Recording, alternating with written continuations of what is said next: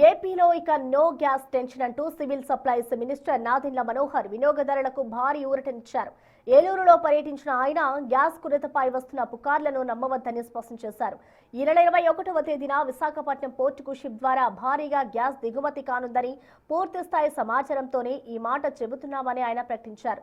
గృహ అవసరాలకు వాడే డొమెస్టిక్ గ్యాస్ సరఫరాలో ఎక్కడా 100% ఆటంకం లేకుండా ప్రభుత్వం అన్ని చర్యలు తీసుకుంటుందని మంత్రి భరోసా ఇచ్చారు. సాధారణంగా 12 నుంచి 14,000 బుకింగ్స్ అవ్వాల్సిన ఏలూరు జిల్లాలో 50,000 బుకింగ్స్ జరుగుతున్నాయి. అంటే ఈ విధమైన ఒక ఆందోళన ప్రజల్లో నిజంగానే కొరత ఉంటే ఇబ్బంది అవుతుందనే భావన ప్రతి ఒక్కరిలోనూ వస్తుంది. దయచేసి నేను ప్రజలందరినీ కూడా కోరుతున్నాను. నిన్న గౌరవ ముఖ్యమంత్రి గారి ఆధ్వర్యంలో సమీక్షా సమావేశం జరిపాం.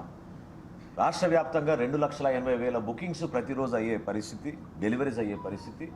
ఈ 6 రోజుల్లో ఎప్పుడైతే కేంద్ర ప్రభుత్వం 9వ తారీఖున ప్రకటించిందో ఆ రోజు నుంచి ఈ రోజు వరకు కూడా కొన్ని రోజులు 3 లక్షలు ఇచ్చాం, కొన్ని రోజులు 2,90,000 డెలివరీలు ఇచ్చాం.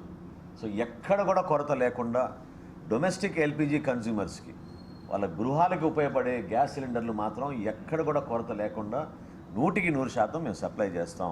ఇది వాస్తవం. దయచేసి ప్రజలు ఇది తెలుసుకోవాలి. మీరు ఆందోళన చెందొద్దు. కావాలని కొంతమంది సోషల్ మీడియాలో ఈ విధమైన ప్రచారాలు చేస్తున్నారు. అంతర్జాతీయ సమస్య ఇది. దాన్ని అధిగమించడానికి నరేంద్ర మోడీ గారి ప్రభుత్వం చాలా చక్కగా స్పందిస్తూ ఉన్నారు.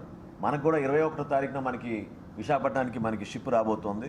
సో మనకి సప్లైస్లో అంతరాయం ఎక్కడ ఉండదు అనేది స్పష్టమైన ఇన్ఫర్మేషన్ తోటే మేము చెప్పడం